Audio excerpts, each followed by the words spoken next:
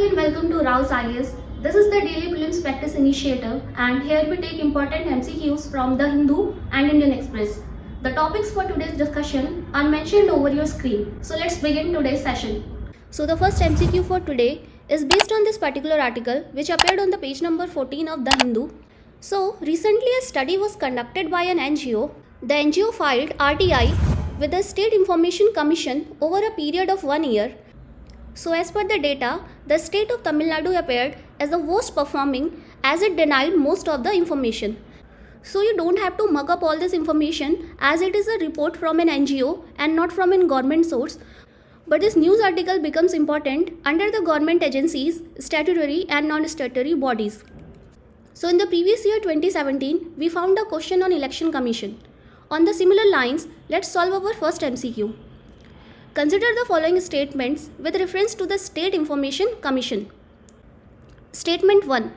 State Information Commission is an independent quasi-judicial body constituted by the state governments.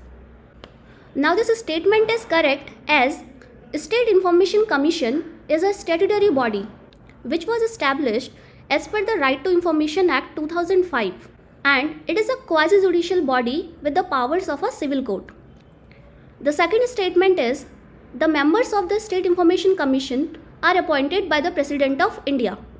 Now this statement becomes incorrect as the members of State Information Commission are appointed and removed both by the governor of that particular state. The third statement is the members of State Information Commission hold office for 5 years or until they attain the age of 65 years.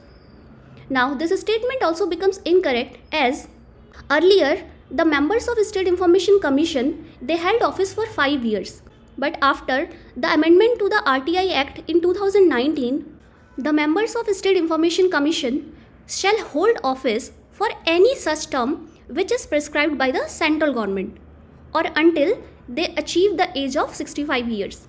So not necessarily for 5 years. The fourth statement is State Information Commission submits an annual report to the state government on the implementation of the provisions of the RTI Act. Now this statement is correct. So let's talk about State Information Commission in brief. It has the origin in Right to Information Act 2005. The composition include one State Chief Information Commissioner and not more than 10 State Information Commissioners. The powers of appointment and removal is with the governor of that particular state. So the members of this commission are appointed on the recommendation of a committee which consists of Chief Minister as a chairman, leader of opposition in the Legislative Assembly, and a state cabinet minister nominated by the Chief Minister. As far as their tenure is concerned, it is as prescribed by the central government or until they attain the age of 65 years, whichever is earlier. And the members are not reappointed. The State Information Commission entertains complaints and appeals pertaining to offices, financial institutions, PSUs under the concerned state government, and while inquiring, the Commission has the powers of a civil court, and the Commission submits an annual report to the state government on the implementation of the provisions of the Right to Information Act. So the answer to our practice question is option C, that is 1 and 4 only, and the answer to our previous year question is option D. So our next MCQ is based on this particular news article which appeared on the page number 16 of The Hindu. So the article says that India's current account deficit has widened in the quarter 2 of financial year 2022-2023 to a 9-year high. So this shows trade deficit or the total imports of the country are more than total exports. So UPSC in the previous year 2014 had asked a question on balance of payment. On the similar lines, we have designed this practice MCQ, which states that which among the following are the components of the trade account under the balance of payments. Statement 1. Trade in goods. This is the correct statement as trade in goods is the component of current account as it includes imports and exports of goods. The second statement is external borrowings. Now this is incorrect as external borrowings is the component of capital account. The third statement is gifts and remittances. This is a correct statement as gifts and remittances fall under current account. The fourth statement is foreign investment. This is wrong because foreign investment falls under capital account. So let us understand what is balance of payment. Balance of payment is the statement of all the transactions in goods, services, and assets between residents of a country with the rest of the world for a specified time period, which is typically a year. Now, balance of payment has two components. One is current account and another is capital account. Current account reflects the total net income of a country within a year. The components of current accounts are trade in goods, which include the import and exports of goods, trade in services, which include the import and exports of services, and it also includes factor income and non-factor income transactions. Another component is transfer, which include remittances, gifts, and grants. The other component of balance of payment is capital account, which indicates the net change in the ownership of national assets of a country within a year. So it includes investment, which is in the form of FDI and FII, loans, sovereign loans, that is loans by the government, commercial loans, loans by business houses, and banking capital, which is foreign assets and liabilities. Hence, the answer to our practice question is option B, which is 1 and 3 only, and the answer to our previous year question is option C. So the next MCQ of today is based on this particular news article which appeared on the page number 7 of the Hindu. So as per the article, Central Water Commission has given approval to the Kalsa Banduri drinking water project. So this article becomes important for us in the category of rivers and various river interlinking projects. UPSC in the previous year 2016 had asked this following question. On the similar lines, let us solve this practice question. Kalsa Banduri Dam project, which was recently in news, is associated with which of the following rivers? The options are Juari River, Mahadai River, Sharvati River, or Bharatpuzha River. The correct answer is Mahadai River. So let us see this news in brief. So recently, Central Water Commission has given approval to the Kalsa Banduri Canal project. So Kalsa Banduri Canal project is undertaken by the Karnataka government and it proposes to divert the excess water from Mahadai River from the Kalsa and Banduri canals, which are the two tributaries of Mahadai River, into the Malaprabha River. And this water interlinking project will facilitate drinking water to the water-short districts of Dharwad, Belgavi, Bagalkote and Dagad in Karnataka. So Kalsa Banduri Canal project is long disputed between Goa and Karnataka. Goa believes that diverting the water from Mahadai River into Malaprabha River will destroy the ecologically sensitive Western Ghat area around the Mahadai River. So to understand this topic in detail, look at the findings of Mahadai Water Disputes Tribunal. The news says that CWC has given approval to Kalsa Banduri Canal project, but for the final construction of this project, it also requires the approvals of Forest Conservation Act, Environment Protection Act and from Supreme Court. So the answer to our practice MCQ is option B, Mahadai, and the answer to our previous year question is option B. So the next MCQ is based on this particular news which appeared on the page number 3 of the Hindu. So the Karnataka state government has carved out separate categories for granting reservation to Veer Saivya Lingayat community and Vokkalikas in Karnataka. So this article becomes important for us under polity and also under art and culture. UPSC in the previous year 2013 had asked a question on Bhakti saints. On the similar lines, we have framed this practice question which states that consider the following statements. Statement 1. Lingayat sect of Karnataka was founded by the Saint Basava. So this statement is correct as Basava was the founder of a Saivite sect called Lingayat and Veer Saivas are the followers of Lingayat sect. The second statement is Veer Saivya belonged to the Aghori subsect of Shaivism. Now this statement is incorrect as the Aghori subsect is more dominant in northern India and it is related to Hinduism.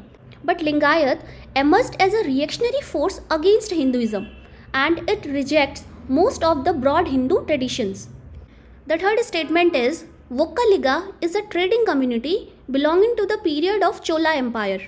Now this statement is also incorrect as Vokkaliga is a community in southern Karnataka and it is a community of warriors and cultivators and not a trading community.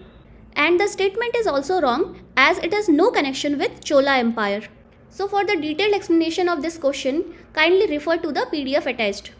Hence, the answer to our practice question is option A, that is 1 only, and the answer to our previous year question is option B. So the next MCQ for today is based on this particular article which appeared on the page number 1 of the Hindu.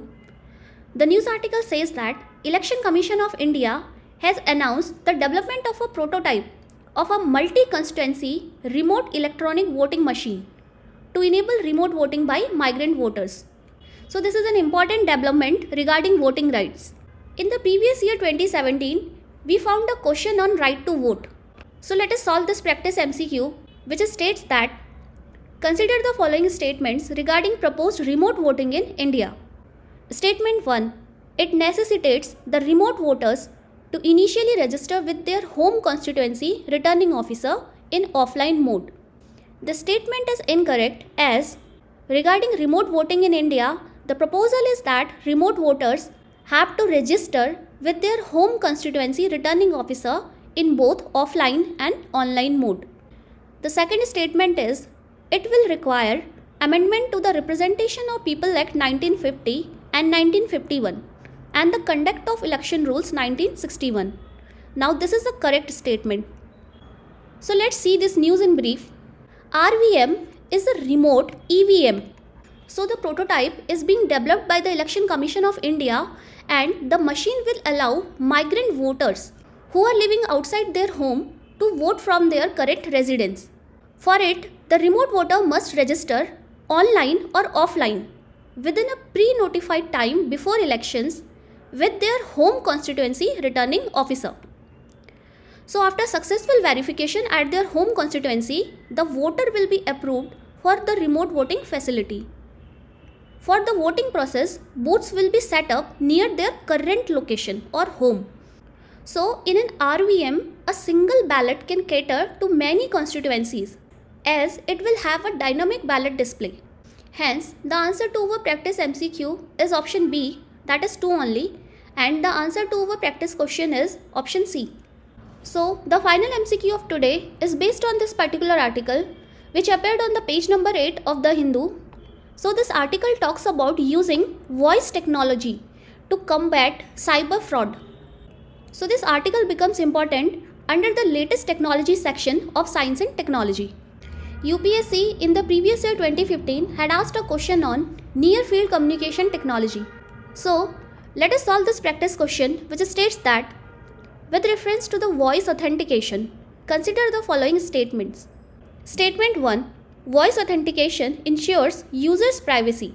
So this statement is correct as voice biometrics or voice recognition technology is an emerging technology which uses the unique characteristic of a person's voice as authentication or as his digital voice print. So under this technology, it becomes difficult to copy a customer's voice. Hence, it is more safer than passwords and it enhances users' privacy.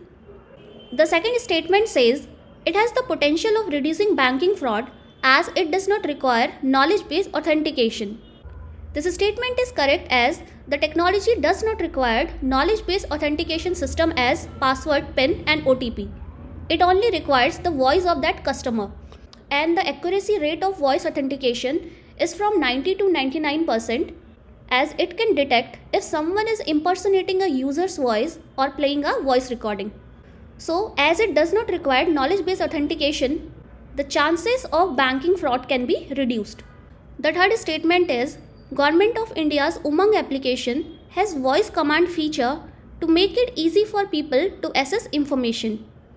Now this statement is also correct as Umang, which is a digital initiative of the Ministry of Electronics and Information Technology, it has introduced a voice command feature to make it easy for people to access information. So the answer to this practice MCQ is option D, 1, 2 and 3, and the answer to our previous year question is option C. So this brings an end to our today's session. Stay connected for more updates. Thank you.